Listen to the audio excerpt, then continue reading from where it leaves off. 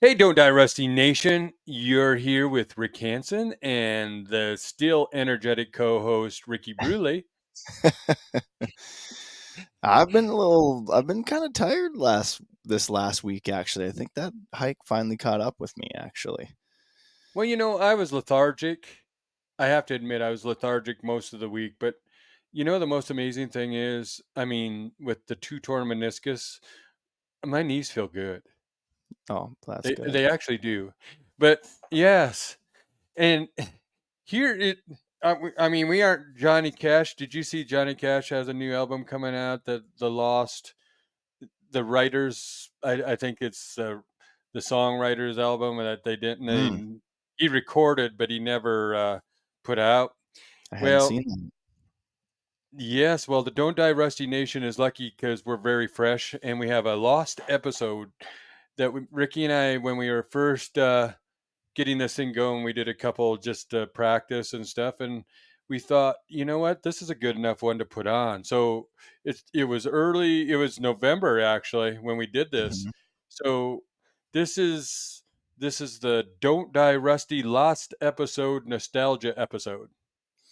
Yeah, it's funny too because it what's cool about it is we kind of forgot about it and even though like you said we were just recording just to get some practice and then when we were done I was like, man, that's kind of a good episode. Maybe we should use that. And even going back and listening to it now, you can see like kind of how far we've come.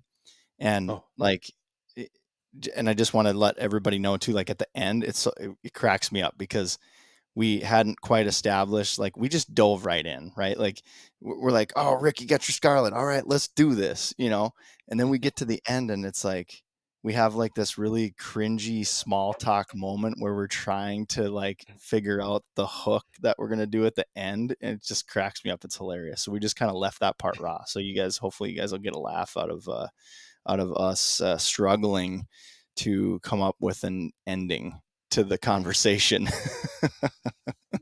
and also in the middle of it,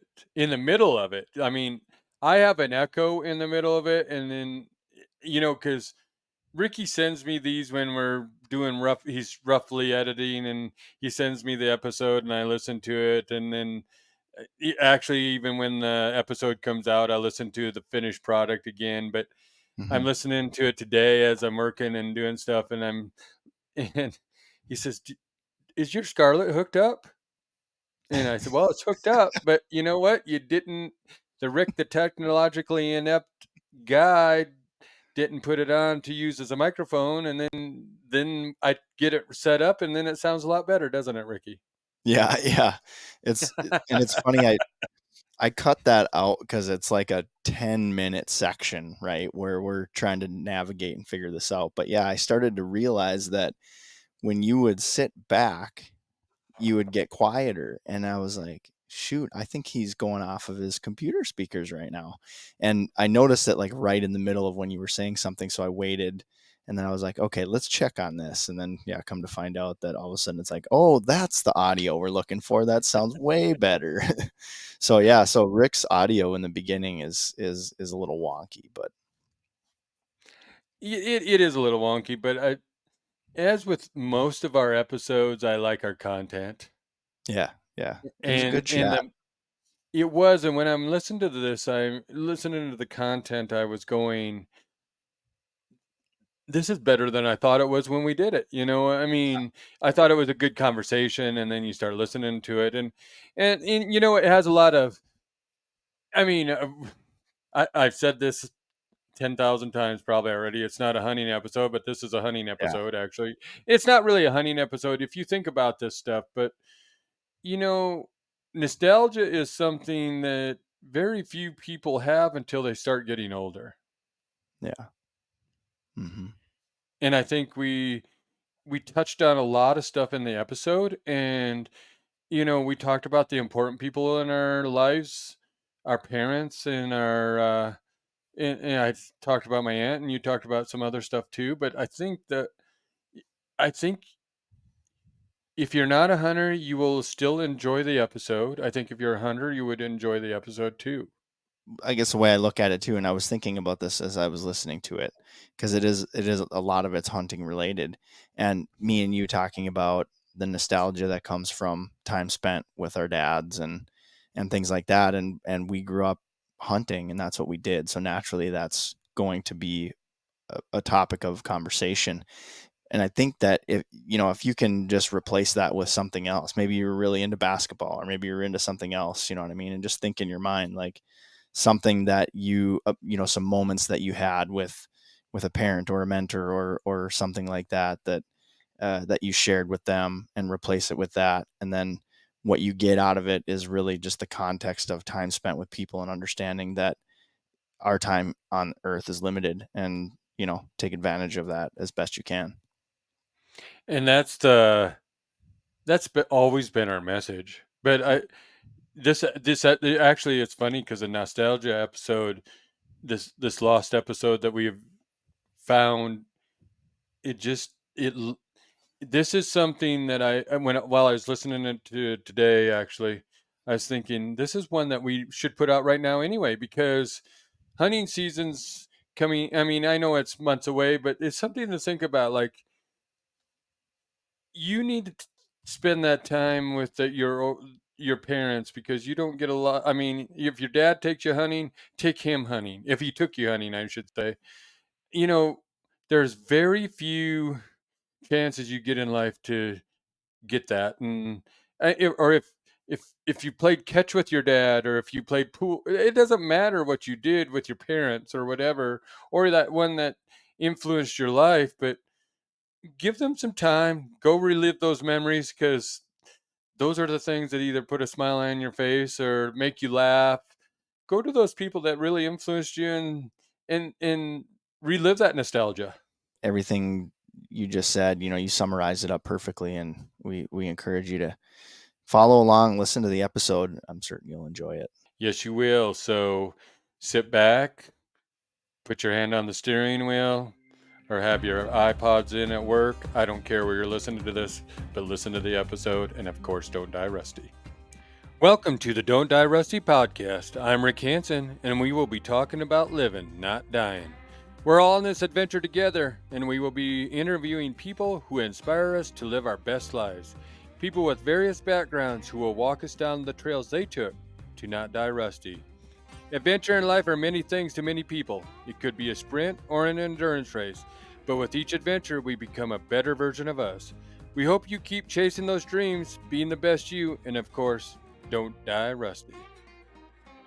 So I'm here with Ricky Brule. How you doing, man? Good, man. How you doing? I'm doing good. I mean, it's been a hectic fall. Mm-hmm. I wouldn't say hectic. It's been a enlightening fall. Enlightening. That's a good word. Enlightening. Yeah, it's one of those things that I didn't have many licenses to go hunting, so I've been hunting with everybody else. Mm. So you get those differences, and then and like I went to Wyoming on a moose hunt with some really good friends, and I feel like I'm part of their family now. And then Ashley Kurtenbach and I went on some hunts, and we'll have to talk about those later, because the hunt that I really want to talk about tonight is nostalgia. It's hunting with our parents, or hunting with our dads mostly, because my mom didn't hunt, but my dad's. Mm-hmm. And I just went on a hunt with him a couple weeks ago. It was one of those hunts that I realized that I will never be able to do this hunt again with him, with the chances of drawing their tag. Yeah. And he's getting older, so mortality is going to set in. Mm-hmm. Things hit you really hard at times. And I know, me and you have talked about your dad, and actually in the range where you were talking about your rifle hunts with him, and that's how we got together with these Mm-hmm. people that are important to us. More people need to think about nostalgia and the older hunter, because I ever see is I took my kid hunting, but what about taking your dad hunting? Right. Right. When you initially brought this up and we talked about this, it's interesting because you had made a point, right? Like we put so much focus on getting kids out and reintroducing new people to the sport, which is very important without a doubt. I never really thought about the nostalgic point of how much little time certain people have, and so, and when you had mentioned that that was the last time that you'd be able to do that specific hunt with your dad, it's like, oh yeah, you know, I don't think people think about that, and so that's why we're having this conversation, because I think we want to raise some awareness about thinking about those individuals, our parents, our grandparents, aunts, uncles, anybody who's starting to have a little bit limited amount of time left to experience these opportunities and to ensure that they don't die rusty, right? Exactly, in the hunt that I went on with my dad, it was just like I had an opportunity to go after a big deer. Yeah, I sat in a cactus and had one in one hand and one in the other, and had one that I just pulled out of my knee this weekend, and it was about a half inch long. And I showed my dad because it's a week later, and I'm not kidding you, it's about a half inch long. Oof. But but I missed this deer because I was hurried and sitting in cactus, and it was just. And I thought to myself, you know what? If I if I hunt for myself, I'm going to lose out on hunting with my dad because I knew he was only going to hunt this weekend. That Hmm. weekend, I said, you just need to change your mindset and enjoy your dad. Yeah. It was Saturday, and we had scouted on Friday, and my dad forgot his binoculars back at camp. So I have my binoculars and a spotting scope, and we saw deer, and there's just nothing that day that we wanted to shoot. But you don't realize what sitting on the side of a hill glassing and talking about hunts before and what's going on now, and how that starts. And then you're sitting, and my dad's 80, and he's in a good shape for 80, but you start realizing, you know what, I'm getting older too, Hmm. and I don't want to forget these hunts and these times. And of course, we're talking about hunting, but there's other nostalgic events that happened in my life that I go back to and laugh at many times. Hmm. So, I mean, I can keep on talking, but I want to hear some of your stuff. What are your thoughts on this? I think, like you said, it's important to make those memories with your folks in order to look back on the nostalgia that was created from those times, and we're talking specifically about hunting here. My dad, he planted the bug in me. But I never really realized that he's really actually not that much of a hunter. When I was a kid, he would always go out to deer camp with his buddies and stuff, and I always just was like really curious about that. Just the mystery behind what goes on in deer camp. I'm really Yeah. curious. And then there was a couple times where he'd come home, pick me up, or they'd drive a deer to the house, that they got, so that so we could all see it in the back of the truck. And I was just always enamored by that. And, long story short, my dad, I think, saw the twinkle in my eye. And so that's what made him start to take me out hunting. I just was really excited. I just wanted to do it so bad. He did it for me. He didn't do it for his own, it wasn't something that he really enjoyed all that much. In fact, I think he would have rather just been in the warmth and not be out in the cold freezing our butts off all the time. You know what I mean? Yep. And for whatever reason, I don't, I remember one day, deer opener with a rifle, and there was a blizzard outside, and I was like shaking my dad. I'm like, let's go, Dad. It's time to, we gotta, what are we doing here? You're still sleeping. We gotta go. He's like, buddy, there isn't going to be any deer moving around. There's a blizzard out there. I was like, yeah, well, can't shoot them on the couch, right? That's what you always say. So let's go. Some things happened in life. I went to college, all that kind of stuff.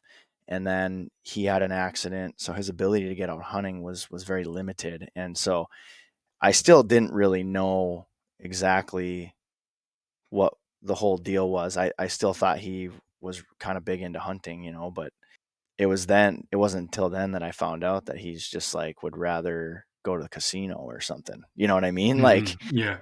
Yeah. and again, it taught me something, right? Where it's like, man, he did all that, for me, which is amazing, right? And so I just wanted to like return that favor. I wanted to get him out, and I wanted to, help him do everything I could to make sure that he could get out. And even if we didn't shoot a deer or see any deer or whatever, it was time well spent in the woods and all of that. And he tried for a little while, but eventually got to a point where he just like, I can't, it's too much for me. So then we just started, everyone, sometimes we'd go to the casino, he'd pull the slots for a little bit, or we'd just play cards, or he would just go flip through his old Air Force binders that had photos and all of his, collectibles and everything, which was really cool to look back on all that and see all of that. And again, going back to nostalgia, right?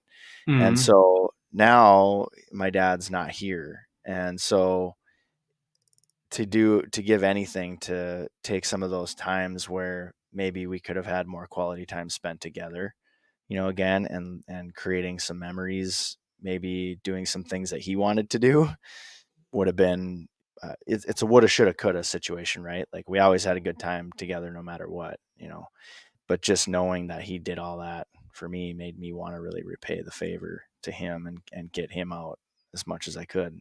Turns out we just needed to play cards, man. Yeah. Yeah. But So that's interesting because you got me thinking about like sometimes I feel like I took it. I mean, my mom and dad were always good to me. We didn't have a lot of cash or anything, but mhm, I was always out in the wild. I mean, I was what I call when you're in central South Dakota, you're out doing.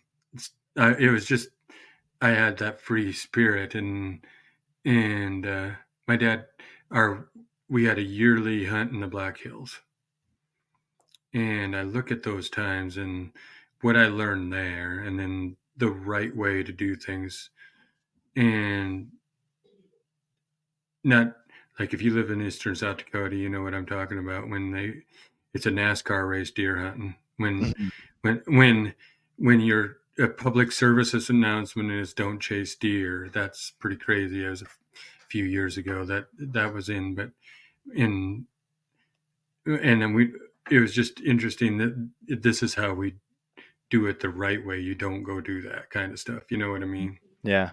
And I remember hunting with my dad, and he had a zip feed coat and a yellow zip feed cap if he needed to be warm. And we wore pack boots and you hiked all day and blue jeans and Mhm, this and that. And it's funny because last week or 2 weeks ago, like I'm bigger than my dad, but I let him wear my Sitka stuff, and he's going, "How can this be so warm when it's so light?" You mhm. know, well, technology has changed, but but in all this stuff, I mean, I've been lucky enough. I've always wanted to make him proud. Mhm, Like, this is the hunter you created. I may go hunting more than you, and I may go hunting different species than you because my dad loved working. He loved being on the ranch and farming, and that's what he loved to do. mhm. And the 1 week out of the year, and maybe an archery hunt here and an archery hunt there. But this is what he loved to do, and I just grabbed the ball and took off. Yep. And and I there's a couple hunts that I remember that, like, when I shot my 200-inch deer, and I didn't know what was that at that time, but when I called him up, and my dad was working, of course, and it was a Sunday actually, Mhm, and mhm, I call him, and he had two hopperfuls to fill up the semi, and then he'd come and help me, and I called up my cousin. But when we went out to find that deer, because I knew I'd made a good shot, and to see, I mean, I of course am the first one after we found it, and going, holy smokes, this is a big buck. And and to see him, like, there was a sense of pride, like, in that I can't explain. Like, Mhm. I I just always wanted to make my parents proud of me. Yeah. Like, you're doing the right things, and that's kind of why I'm maybe this kind of why I'm doing this, because I think that I have this sense of wanting to make them proud and make this world a better place somewhere. I don't know, Yeah. and I'm not trying to take up all the time here, but I got lucky. My aunt, who was one of the hardest hunters I know, and she was out here in the Black Hills, and she was actually the one that was with me when I shot my first deer in the Black Hills ever. Mm. And she took me through, when in those days you drug it out, you didn't pack it out. And she took me through hell, Oh, yeah. and it was a fun, like, we need to go down this hill, and I'm going, holy smokes, I'm young, but I'm wearing out here, going Mhm. over trees and under trees and around trees.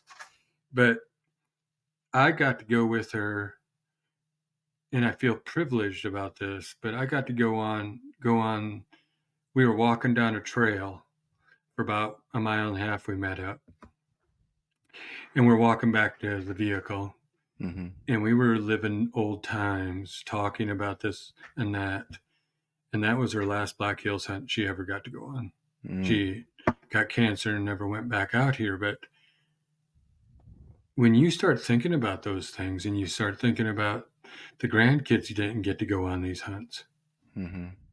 and to have that last conversation in the Black Hills, with her, those are memories that I will never lose. And I hope that our youth start to understand that what they have there. You know what I mean? Yeah. You have Emma, and I hope Emma sees how good of a person you are and wants to drag you around to other places. I mean, when she gets 21, take you to a nightclub. I don't know about that, but you know what I mean. So, so sometimes she tells me she hates me, but it's mostly because I'm like it's bedtime and we have to turn off Gabby's dollhouse now. Um, but I'm gonna try to carry on or try to pass on, the some of the traditions.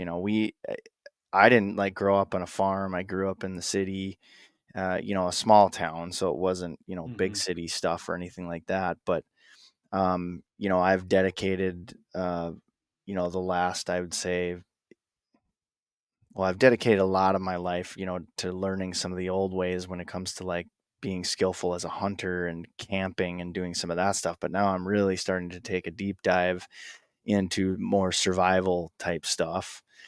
And again, nostalgia, right? Like going mhm, back to the things that brought us to where we are now. And it's like you start to see some of that stuff fading out now, with technology and everything. It's concerning, how we're all just kind of becoming, these marching ants that are, I mean, I won't go down that road just yet, at this point, because we could really go down a rabbit hole with that. But the point that I'm trying to make is, again, that we're talking about nostalgia, and so mhm, just for the listeners too, I wanted to read the definition of nostalgia.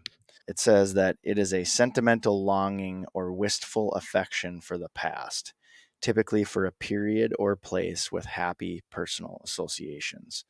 So it's personal associations, but then I also think it can be, like sometimes I feel like a part of me was like reincarnated from a previous, period in time because it's like ingrained in me. Like I feel like this strong pull to, pulling me away from technology and putting me, technology, I can understand it and I can learn it. But all these other things, sure, there's YouTube and all that, but man, you can't learn the same stuff that you can learn from your grandparents or your parents or your aunts or your uncles or, Yeah. and so again, time spent with them in the little amount of time, well, I hate to say it that way, but the less amount of time that they typically would have as opposed to us, take advantage of that time while you can and learn all that you can. And that's kind of what we're talking about. Don't die and not die and rusty. Yep, You know, exactly. I mean, I'm here. I mean, you lost your dad, I lost my mom, Yeah. and reality sits in, and especially when, you know, 20 years ago, I hate to say it, well, 10, 15 years ago, 15 or more years ago, when I first got to know you, I mean, life was totally different. Mhm. You know, Yeah. you're living the life of I mean, not you, but we're living life because we're youthful yet. I mean, and that would be a youthful 40 for me, but I mean, just saying, I try to stay young, but Mhm. those things, those things are big deals. Mhm. Like you don't, and when you start realizing what life really is and how short it is, and to grasp a sunrise or grasp that moment, and nostalgia sets in because I was thinking about this when you were talking about hunting with your dad. What was your first rifle hunting, deer hunting? Do you remember? Like, do I remember my first ever deer hunt? Well, the rifle you used deer hunting. Oh yeah, oh yeah. It was a New England. Oh no no. Well, the first rifle that I had that was mine, that I got for Christmas from my dad. It was a New England Firearms 243 single shot. Really? Yeah, yeah. Because I mean, it's funny. Sam, Soul came out with his new. He has a new shirt, and mine was a 30-30 Winchester Mm. Model 94 30-30. And to Ooh. think of, and I'm thinking about hunting now, and I had open sights. I had, you know what I mean. Now I'm Mhm. shooting. I mean, if I'm shooting a rifle, I shoot a Weatherby 257 or a Mhm. 3378, one of those two, and I'm have a scopes on them. And but one thing I will never, I might go back to the 30-30 someday, but I'm not gonna go to a trad bow. Sorry, man. I'm gonna keep on shooting my compound because Yeah, I see a lot of people going back to that kind of stuff. You know what I mean? yeah, yeah. I aspire to hunt with go to trad equipment. I've got bows. I just have never had the time to put in to really learn the skill set efficiently enough to hunt with it. Like I can take it out, and usually I'm a crack shot with it, like the first, quiver I shoot. And then after that, it's all downhill from there. Yeah. I'm like, man, I'm pretty good at this. I should really dive into this. And then I go pull out my arrows, shoot another quiver worth, and everything goes under and over here and over there. And I'm like, okay, well, still not there.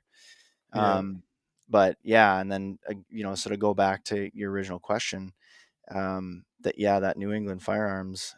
Well, the first deer that I shot was with a borrowed gun, and it was a 12 gauge Remington 870 Express, Hmm. and I was just a little pipsqueak, at 12 years old, and I got lucky. A doe was running by, and I just popped off a shot. I don't even remember aiming, uh, and she was on the move, and I shot and knocked me back. I completely fell down in the blind that we were sitting in, and uh, I was just kind of bummed out. I was like, oh man, no way did I get that. There's no possible way. And my dad just kept saying, well, you never know. We'll sit here and see if they come back out, and then we'll go take a look. And I don't know, a couple hours later, we were going to go have breakfast. So we walked over there, and sure thing, she was laying there dead, shot her right in the neck. She completely bled out.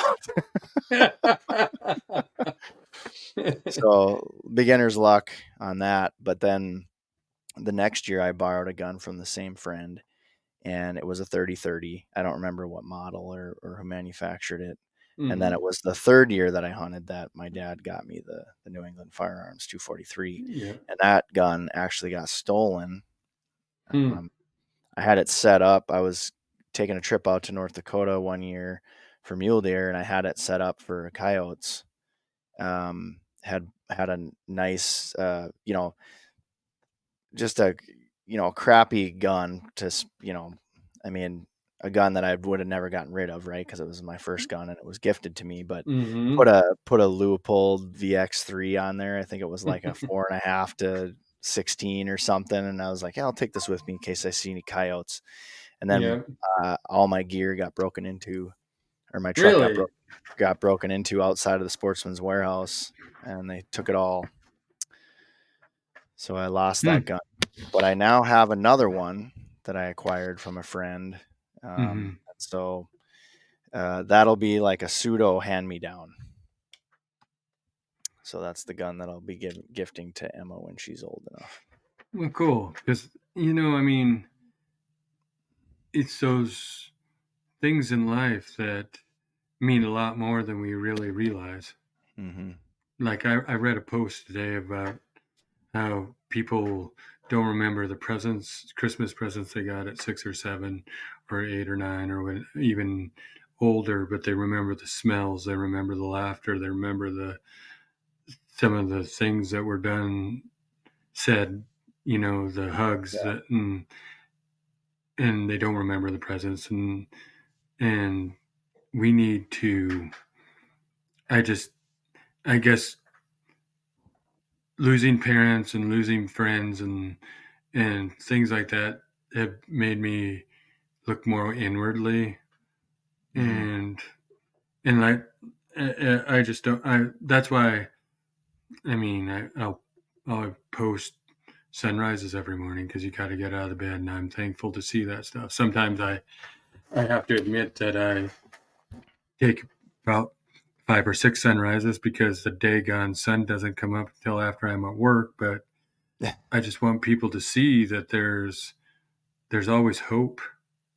There's always a dream that you can chase. There's always something that we can chase after, but we're all grounded with how we grew up.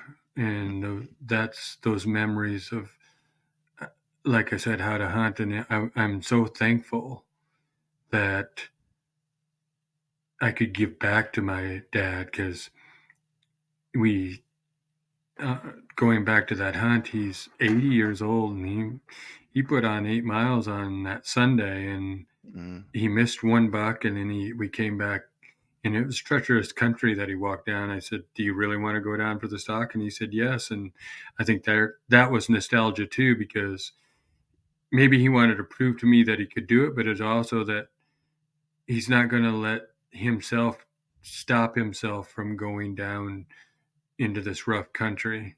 And it Right. took us a little longer to get out, but you know what? There's more time to reminisce about times we've had in the area. And then we went back, tore down camp, and we were going to leave after the evening hunt. And it just so happens that we found a deer and he shot it. And it's funny because not that I didn't get out my own deer, but it how times have changed Mm-hmm. because we're I am boning out the deer to pack it out after Mm-hmm. the pictures were taken. And here's the other funny thing is I'm making sure I'm taking great pictures. Right. And in nostalgia wise, it's take a picture and hold the horns like this, and and taking that picture and you're done. But I said we only get one chance at this to my dad, and Right. knowing that it could be the last hunt that we're ever going to hunt on that particular area, Mm-hmm. I wanted to take great pictures. And then we get done with the pictures, and I I think this is a role reversal. So I start boning it out. My dad is texting all of his friends that he just shot a deer. That's awesome. And I'm That's boning out the awesome. deer. Not that it was funny. It's like, well, that's funny, but that's a young person, and dad would be cutting up the deer, and now I'm the son, and he's texting all of his friends. So, but I mean, the nostalgia part is to he he was proud. and he was happy, and I got to be with Yeah, him, and I yeah, got to awesome. enjoy that whole experience. That's so And I cool, man. think it is, and I hope we get more experiences. But I mean, like I said, in that area we won't probably. But I try to take him on elk hunts with me, and he Mhm. can, or whatever hunts, and he can be camp supervisor or camp. Sometimes he needs to be camp counselor. Need an For extra sure. coach in camp to pep up the spirits. But usually I try to keep the spirits pepped up. But you know what I Yeah, mean. yeah. To go back to what you were talking about with the role reversal stuff, Mhm. and when I started to get into bow hunting, and that was when I was 16, I got a bow and I really dove in deep as far as you know, becoming a better hunter because up until that point, I had never seen a deer probably closer than 50 yards, maybe, always, a decent distance out, but we rifle hunted. So we had the distance, we could make it happen. And so just knowing that I was going to have to get closer, I started doing research and it was probably the beginning of the onset of DVDs, or they were just kind of coming into DVDs were just kind of coming into play. Holy cow! I'm talk about nostalgia. Dating myself here on this, but picked up a DVD called "So You Want to Be a Bow Hunter." It was an HS Strut video, and it had like Ralph and Vicky Cincerello on there. I think that's how you say their name. I might have just butchered that, but teaching you the things that you need to know as a bow hunter. And I couldn't believe it. I was like the whole scent control thing and everything. I was like, what? So really just started diving in deep and then started to teach my dad some things too. And we did start to see more deer. Although he still would argue with me about smoking. He would always smoke when we sat in the blind. And I'm like, you can't do that. We're never going to see any deer. And then one day he was like, oh, really? Look behind you. And with cigarette in hand, he goes, oh, really? Look behind you. And I turn around and I look, and there's three does standing in the woods, like 25 yards away. That is the funniest thing that these older fellas could get away with, Yep. that people don't think they could get away with anymore. Mhm. Like we were talking before we got on, you were talking about your dad and the scent, and it's like m there's times that my dad can't hear himself slam the door, and I'm going, "Oh my gosh," or Mhm. you Yep. can't whisper anymore because you can't hear as well, Mhm. but you know what? We still gotta get it done, Yeah. and I look back, do you you're young, but younger than me, but I do you remember moon boots? Oh, yeah. Oh, yeah. And I had a so pair. so my dad and I are out here in the Black Hills deer hunting, and I'm still not old enough to really hunt with. I mean, I think I was 10. The first time I ever came out to Black Hills, I got to come out for like 3 days. Just I came out with my a cousin and got to hang out in the cabin for 3 days, and I was this is the other funny thing. I know I'm going on a tangent, but when we talk about taking youth hunting, I was chomping at the bit. I think it's Mhm. how you're raised, not do we have to get young kids in the field at 8 or 9?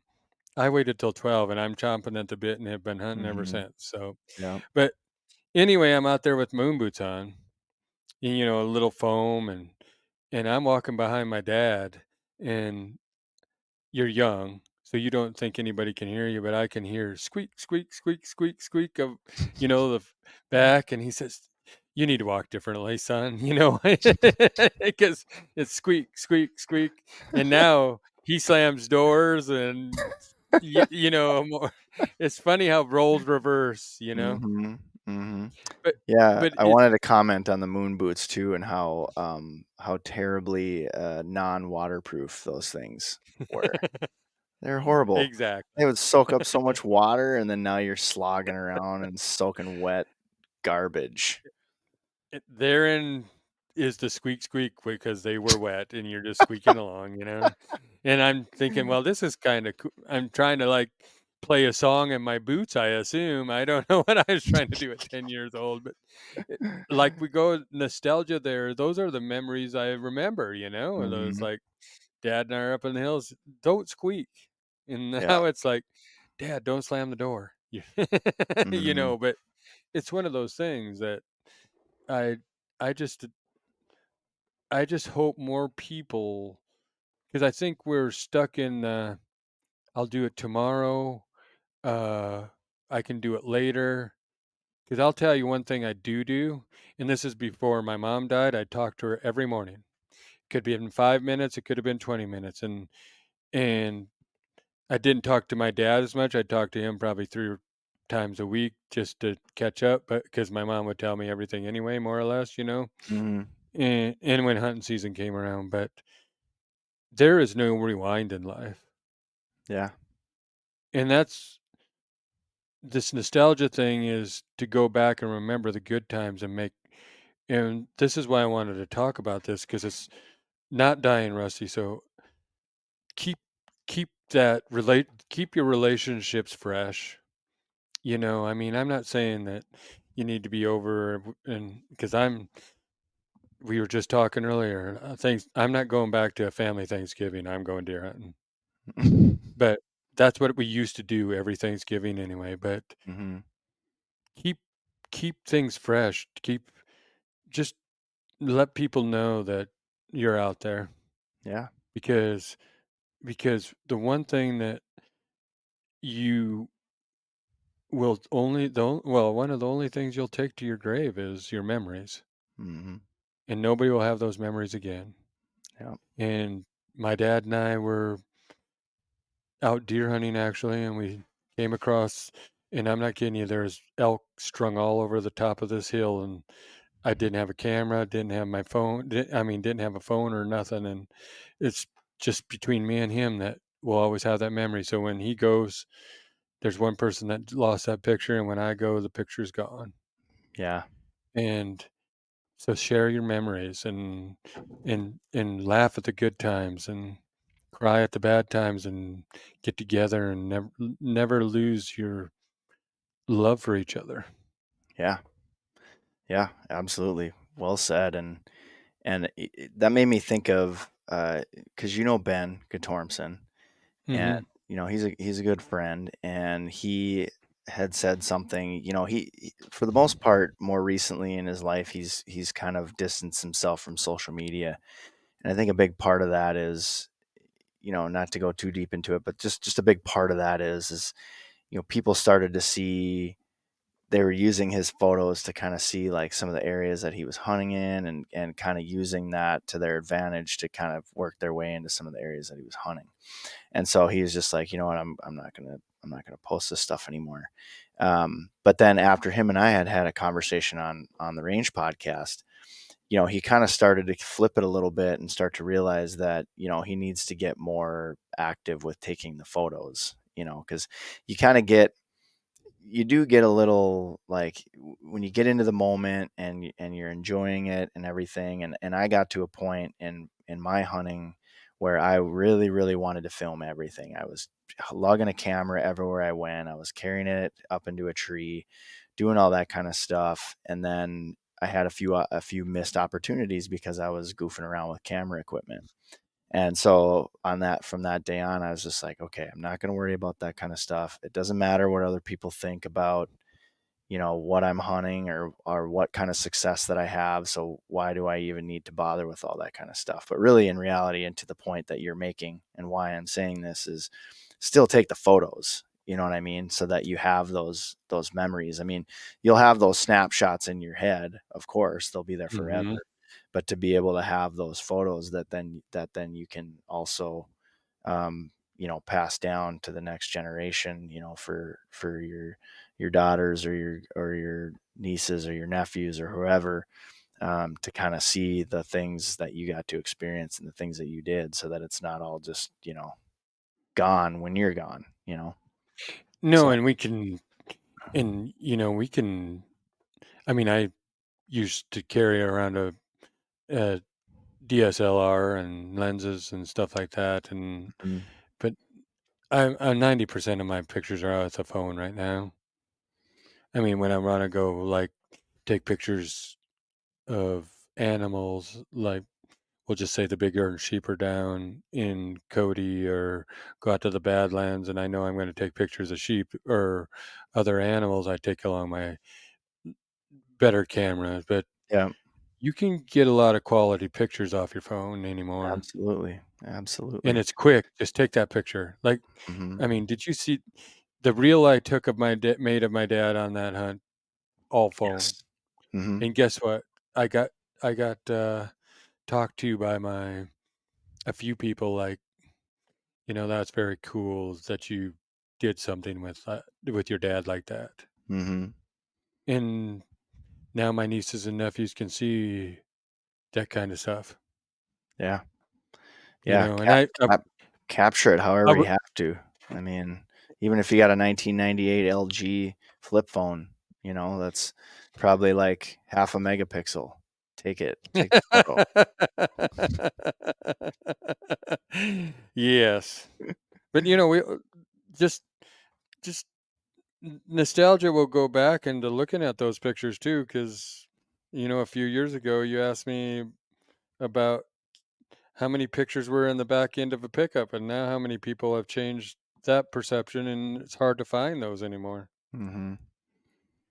Right.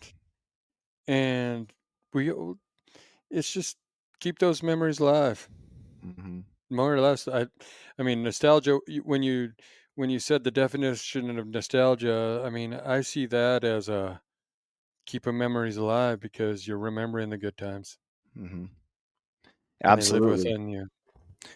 Absolutely, and then make sure you get yourself a can of the, DDR 40, or no, Yeah. sorry, make sure you get yourself DDR a 23. yeah, make sure you get yourself a can of the DDR 23, that's Don't Die Rusty 23, Yeah, and, lube up those joints of your folks and your grandparents and your aunts and uncles and get them out into the wilderness or to the casino or wherever they need to go to make sure that they don't die rusty. exactly. So, with that said, let's have another conversation some other day. Yeah, I think so. I like You that. know, I like it. and we won't die rusty. Don't die rusty, folks. From coming from Rick 2.0. Exactly. So, no, let's give other people some memories to live by. Yeah, definitely. We'll be having many more conversations with people that can give us some insight as to how they keep their joints and mind lubed with DDR Exactly. 23. Exactly, and keeping on. Keep on keeping on. Chase those dreams. Do good. Yes, be the best you. Do good things. Make this world a way better place. What other cliches can we think of? Oh, Uh, nobody cares. Work harder. yeah, there you go. Or that's a good one. Uh, or tomorrow is never promised. That's right. That's one of them. That's one there. Yep. I'm looking forward to more conversations. Yeah, yeah. No, I think we've got a lot of things, a lot of good things to talk about, and I think a lot of people are going to want to hear what we have to say. So I hope I'm so. You know excited what I to mean? keep it going. Me too. Yeah. Um, anyway, this is so I'm going to say probably this is a Don't Die Rusty podcast. Keep chasing those dreams. We'll see you later, everybody.